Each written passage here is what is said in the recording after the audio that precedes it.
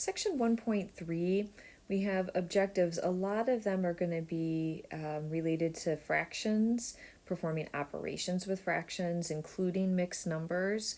But before we get there, we're going to start this video with defining and then identifying composite and prime and composite numbers, excuse me. And then we'll use those definitions and we'll talk about a process to write any number, a composite number, as a product of primes. So let's start with a definition of what it means to be a prime number. So a prime number is a natural number. So first of all, let's kind of recall here for ourselves what the natural numbers were. So remember the naturals, how you naturally count, are the numbers that start 1, 2, 3 and go on and on forever. So let's just kind of, my little thought bubbles, I do those a lot. So that's what our set of, I'll just put like capital N here. Those are our natural numbers. So it's those numbers, but it's only in that set of those natural numbers, those numbers that have exactly, and this is key, exactly two different or distinct, we could say, factors. So exactly two different or distinct factors. And those factors are going to be 1 and itself. So another way you might think about this, it's the numbers that are only divisible by 1 and themselves, like nothing else divides evenly into it, maybe thinking of it that way. So let's look at some examples. So let's just start to run through the list. So the first example I think is the hardest, is thinking about, let's think about for a second here, like what about number 1? Seems like a good candidate, like the only thing that divides into 1 is 1, but by my definition, it needs to have exactly two different factors. And the only factor of 1 is 1. So it doesn't have two different factors. So 1 is actually not going to be prime. Okay, that's the hardest one. All right, so then we go on to 2. Yeah, 2's prime. The only two factors of 2 are 1 and 2. What about 3? Yep, 3's prime. The only two factors of 3 are 1 and 3.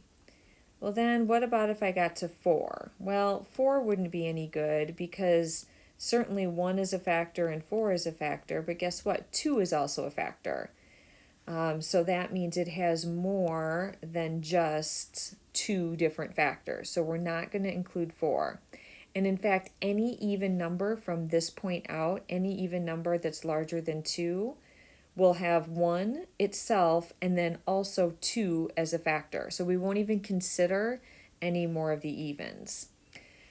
So let's go to 5. Yep, 5's prime, just 1 and 5. What about 7? Yep, just 1 and 7. Then we think about 9. Well, no, that's not good because 3 divides evenly into 9. So that's how it goes. Okay, so we're just looking at numbers like 11, 13, not 15 because it also has 3 and 5. And so on. So 17 would be the next one, and then 19, and I'll just put a dot, dot, dot. So those are some of the first ones there. Those are our prime numbers. So the composite numbers then are going to be all those ones that had more than two different factors. So those are going to be all of our composite numbers. So those are going to be the ones that had more than two different factors. So as we were going through that list, kind of the ones that we were skipping over, right? So certainly it was all of the evens, 4, 6, 8, but some of the odds in there too, things like 9 because of that extra factor of 3, 10 and 12, and certainly 14, and then also I'm kind of going through all of them a little bit quickly. 15, that also had 3 and 5. So, these are, let's dot, dot, dot at this point. So these are our composite numbers. So numbers that have more than two different factors. They have more than two different numbers that divide evenly into them. All right, so those are our definitions for, so those are a couple of key definitions for a prime number and a definition for the composite number. Now, we have a little fact here, theorem, if you will, that says, and I don't have it all written out, but it says that every composite number, so I might kind of put this in parentheses here. So let's just kind of write that every composite number, so those ones that we have listed in green, for example, so every composite number can be written as a product of prime numbers. So every composite number can be written as a product of prime numbers. When we actually find that product of prime numbers, this is a process called prime factorization. And you no doubt remember doing this with these little tree diagrams. So you start with a number, you break it down into any two factors, and you just keep on going until eventually you get down to primes. So there's one example kind of already written out there for you.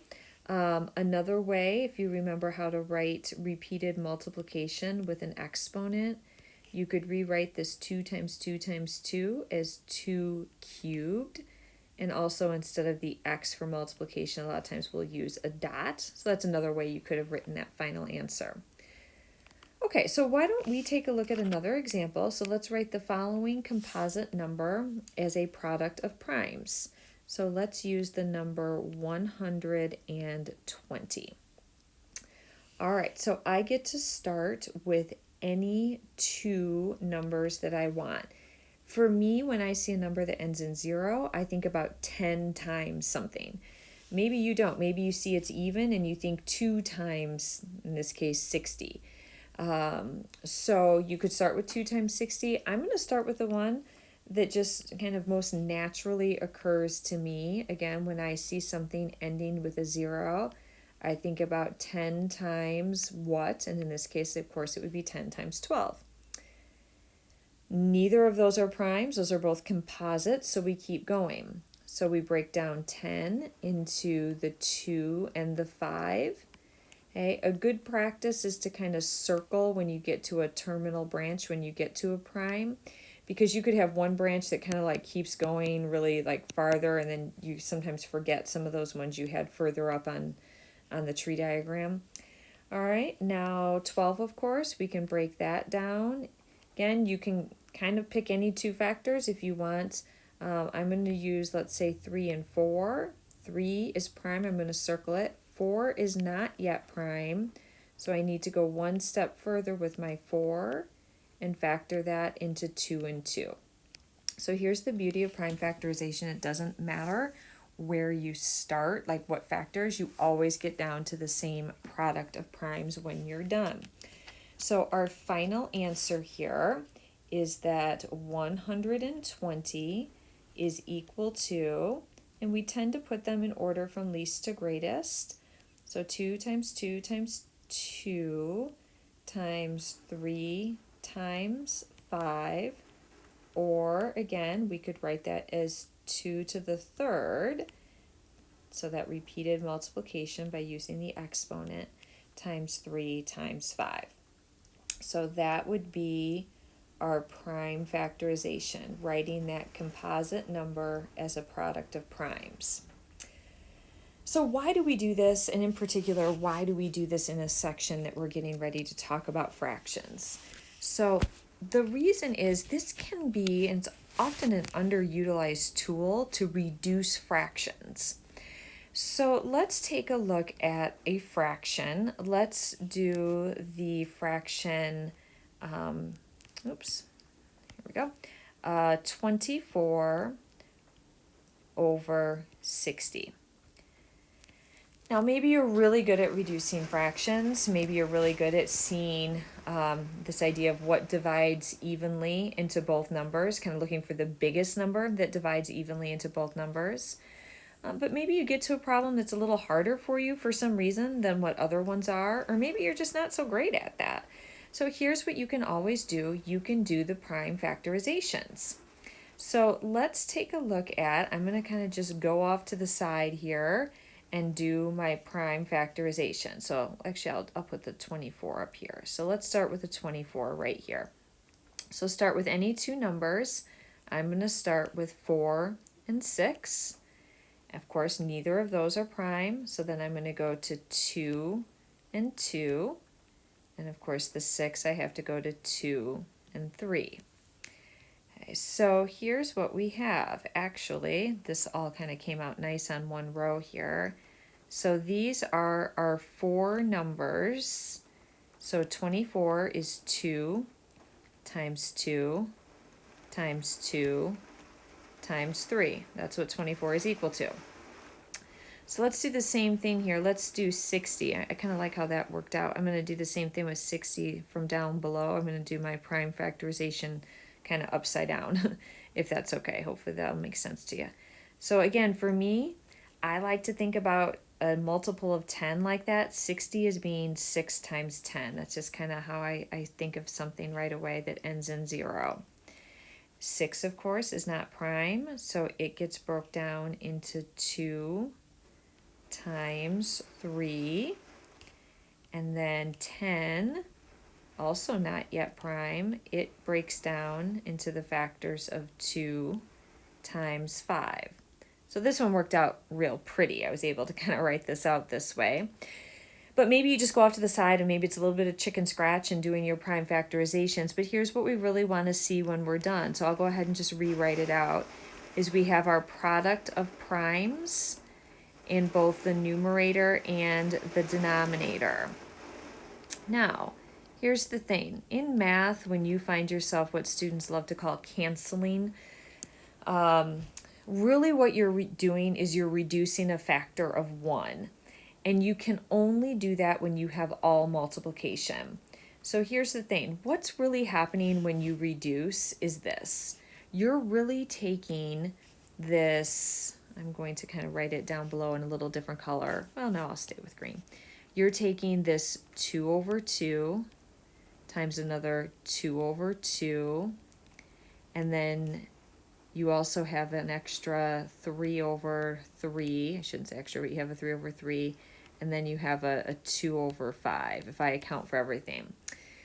So here's the thing. When you multiply fractions, what are you really doing? You're multiplying numerators and you're multiplying denominators. So when I multiply fractions, that's what I get to do. So this is just a quick lesson in why it is that you get to reduce. 2 over 2 is 1. 2 over 2 is 1. 3 over 3 is 1. And multiplying by 1 doesn't change the value of something. So 1 times 1 times 1 times 2/5 is, of course, 2/5.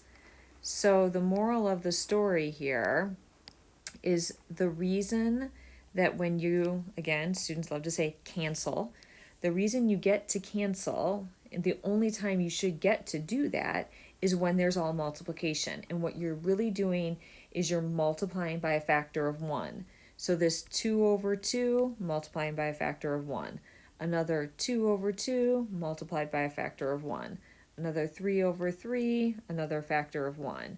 So what was left? The 2 over 5.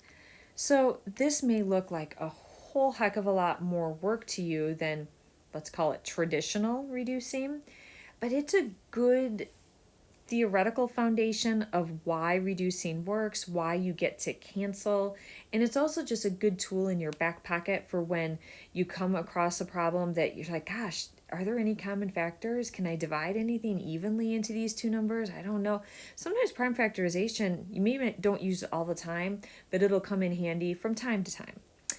All right, so we're going to stop this video, and next time what we're going to get into then is going to be looking at some conversion in between mixed numbers and improper fractions first, and then we're just going to jump into then our operations, adding, subtracting, multiplying, and dividing with fractions. So that's what's in store in the next video.